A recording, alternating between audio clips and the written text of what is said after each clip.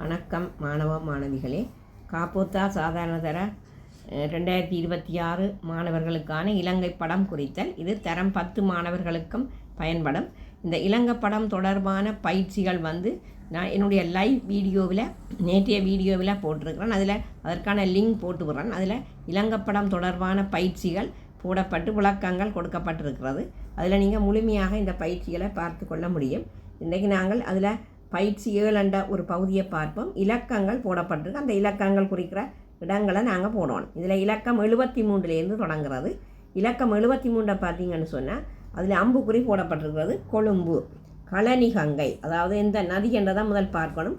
நதியின் பெயர் தெரிந்தால் தெரியும். அதுக்கு பக்கத்தில் எந்த இடம் என்றதை இனம் காணலாம். அப்போ இதில் இலக்கம் 73 களனிகங்கையை தான் குறிக்கிறது. அதில் எடுத்தோம்னு சொன்னால் அதில் அந்த களனிகங்கை என்ற இடத்துல கொழும்பு என்று குறிக்கப்பட்டிருக்கிறது. 73. இலக்கம் 74 நாங்கள் எடுத்தோம்னு சொன்னால் அதாவது அம்புக்குறியால் போடப்பட்டிருக்கிறது பதிராஜவெல. அப்போ அது எந்த நதி என்று சொன்னால் அதாவது கிருந்தியோயாவினுடைய மேற்கு பக்கமாக அந்த 74 என்ற இலக்கம் குறிக்கப்பட்டிருக்கிறது பதிராஜவெல என்றது.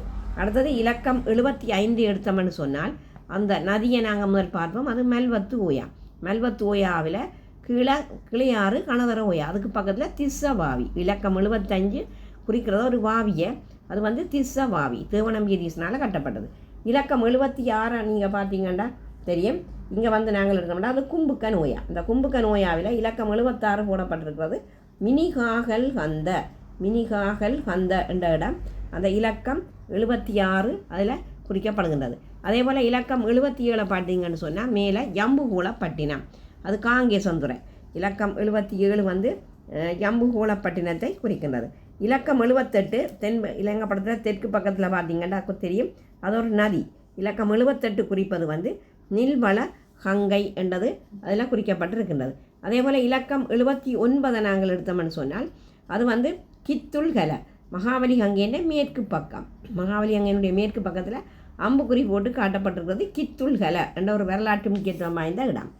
இலக்கம் 80 எடுத்தோம்னு சொன்னால் அது கல்லோயாவில் இருக்குது சேனநாயக்க சமுத்திரம். இலக்கம் 80 அது ஒரு சமுத்திரம் நிறந்துட்டப்பட்டிருக்கு கருப்பால், அதாவது சேனநாயக்க சமுத்திரம் என்றதை குறிக்கிறது.